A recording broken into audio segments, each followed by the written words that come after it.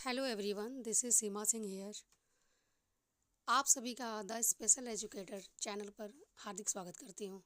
आज हम BEd special education ID प्रथम सेमेस्टर के एक महत्वपूर्ण विषय मानव विकास का अध्ययन करेंगे।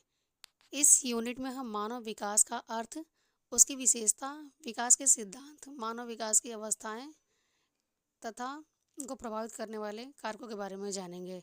यह विषय यह विषय परीक्षा की दृष्टि से अत्यंत महत्वपूर्ण है। तो आइए सबसे पहले मानव विकास के बारे में जानते हैं। मानव विकास एक सतत प्रक्रिया है जो गर्भाधान से प्रारंभ होकर जीवन के अंतिम समय तक चलती रहती है। इस प्रक्रिया में व्यक्ति के शारीरिक, मानसिक, सामाजिक तथा भावात्मक पक्षों में परिवर्तन होता है। जब एक शिशु धीरे धीरे बैठना, चलना, बोलना और सीखना प्रारंभ करता है तो ये सभी परिवर्तन मानव विकास के उदाहरण हैं।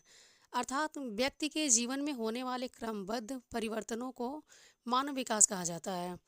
अब हम मानव विकास की विशेषताओं को समझेंगे। मानव विकास की विशेषता।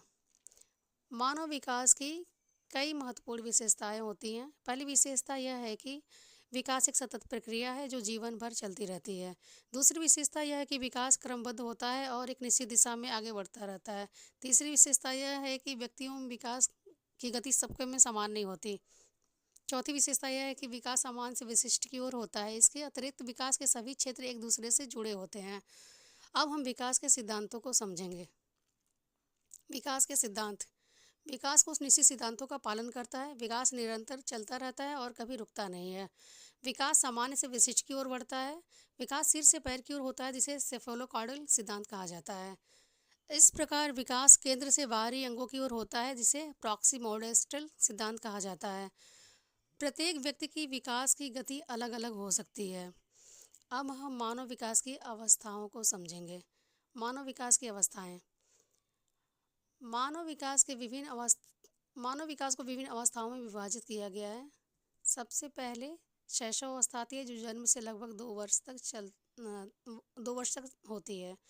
इसके बाद प्रारंभिक बाल्यावस्था आती है, जिसमें बच्चा तेजी से सीखता है। फिर उत्तर बाल्यावस्था आती है, जिसमें सामाजिक एवं बौद्धिक विकास बढ़ता है। इसके बाद किशोरावस्था आती है, जिसमें शारीरिक तथा भावात्मक परिवर्तन तेजी से होता है। अंत में व्यक्ति प्रौढ़ावस्था में प्रवेश करता है। अब हम विकास को प्रभावित करने वाले कारकों को समझेंगे। Nature to nurture. मानव विकास पर दो प्रमुख कारकों का प्रभाव पड़ता है, नेचर और नर्चर। नेचर का अर्थ वंशानुक्रम अर्थात माता पिता से प्राप्त गुण से होता है, जैसे रंग, कद, शारीरिक संरचना आदि। नर्चर का अर्थ वातावरण है, जिससे में परिवार, विद्यालय, समाज तथा मित्र व्यक्ति के विकास को प्रभावित करते हैं। इस प्रकार मानव विकास में वंशानुक्रम और वातावरण दोनों का महत्वपूर्ण योगदान होता है। अब हम विकास के विभिन्न क्षेत्रों को समझेंगे। विकास के क्षेत्र। मानव विकास के अनेक क्षेत्र होते हैं। शारीरिक विकास में शरीर की वृद्धि और मांसपेशियों का विकास शामिल है।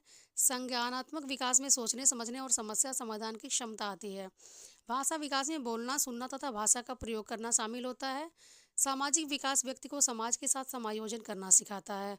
भावनात्मक विकास व्यक्ति की भावनाओं को नियंत्रित करने में सहायता करता है। महत्वपूर्ण परीक्षा के हिसाब से कुछ प्रश्न देख लेते हैं। परीक्षा की दृष्टि से यह यूनिट अत्यंत महत्वपूर्ण है। मानव विकास की परिभाषा, उसकी विशेषता, विकास के सिद्धांत, मानव विकास की अवस्थाएं तथा नर्चर से संबंधित अक्सर प्रश्न परीक्षा में पूछे जाते हैं, अतः विद्यार्थियों को इन विषयों का गहन अध्ययन करना चाहिए।